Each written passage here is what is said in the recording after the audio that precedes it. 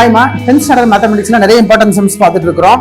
அதுல next important sum relations and ஃபங்க்ஷன்ஸ்ல find k if f dot f of k is equal to 5 and f of x is equal to 2k minus 1.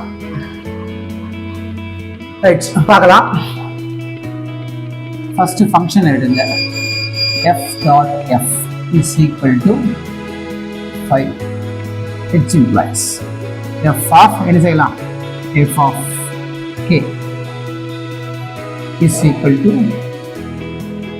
சரிமா in terms of k ல இருக்குது is equal to 5. Now இந்த f of k க்கு பதிலா ஃபங்க்ஷனை substitute பண்ணுங்க. 2k minus 1 is equal to 5. Again f of k ஆக இருந்தால் 2k minus 1 போட்டிருக்கோம். இங்க f of 2k minus 1 இருக்குது. ஸோ என்ன செய்யணும்? 2 அந்த k இருக்க இடத்துல அகைன் என்ன செய்யணும்? 2k minus 1 போடணும். போட்டுட்டு minus 1 is equal to 5. உள்ள கொண்டு வாங்க. பிராக்கெட்டை உடைச்சு கொண்டு வந்தா 2 2s are 4k and 2 into minus 1 minus 2 again ஒரு minus 1 is equal to 5, which implies 4k minus 3 is equal to 5 and 4k is equal to 5 plus 3, which implies 4k is equal to 8 and k is equal to 8 by cross multiplication of 4k வந்துரும். 1 4 is 4, 2 4s are 8, which implies k is equal to அவ்வளோதான். Very very important 2 mark question.